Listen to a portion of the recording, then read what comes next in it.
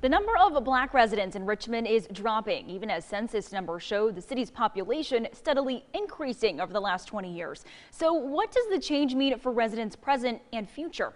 Tonight, Eric Phillips takes a look at the changing face of Richmond as part of our Honoring Black History coverage.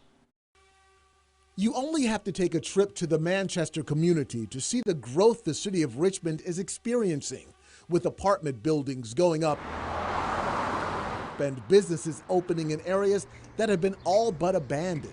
And so what in fact we are seeing is the precise opposite of what happened in the 20th century.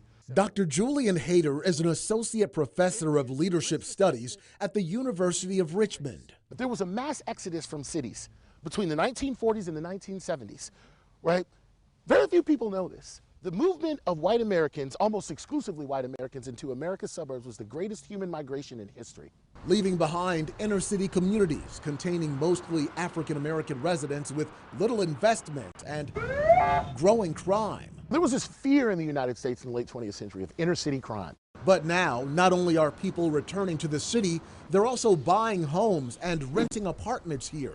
What we're seeing is that neighborhoods that were once undesirable had been so economically depreciated over the course of the 20th century that now the economic incentives to move back into cities like Richmond has finally eclipsed the fear. Tax incentives paired with a desire for improved commutes have sent people streaming back into Richmond to live. However, census numbers show, while the white population in Richmond has grown from nearly 76,000 to 103,000, or about 31%. Over the last 20 years, the African-American population has decreased from 113,000 to 106,000, or a decrease of 6.4%. Just a $430,000 house right here in a neighborhood, for all intents and purposes, that had been forgotten about. The demand driving up housing prices and property taxes, pricing out some potential and long-term residents, especially African-Americans. So on the one hand, we've incentivized people through public policy to move back into these areas, but then done very little to safeguard the people who have been there for decades from being displaced by this inward migration.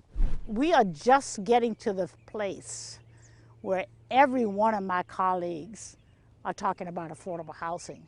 Richmond City Councilwoman Ellen Robertson has lived in the Highland Park neighborhood for years. 1, 2, 3, 4 of those homes that over there that the African-American families used to live in is all white families. While she questions the accuracy of the census overall, she does not question the shift. And I can just walk down the street, house by house, and the change of the African-American families that used to live here versus the ones that don't live here now is tremendous. So it's not just the increase in white population. And she emphasizes it's also not primarily an issue of race, but an economic one that disproportionately affects those earning $50,000 a year or less. We have a hard time putting incentives in place to support them staying in the city of Richmond, okay?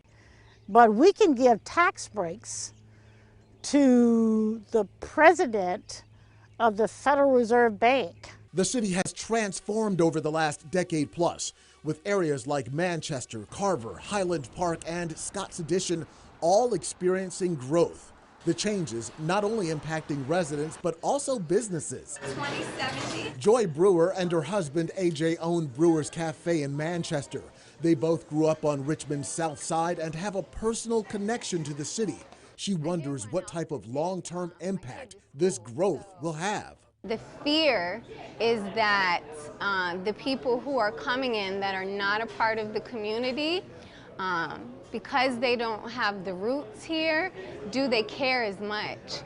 You know, do they care that they're gonna push some residents out potentially, or other businesses out? While diversity is a plus, the question remains, is there equity in that diversity?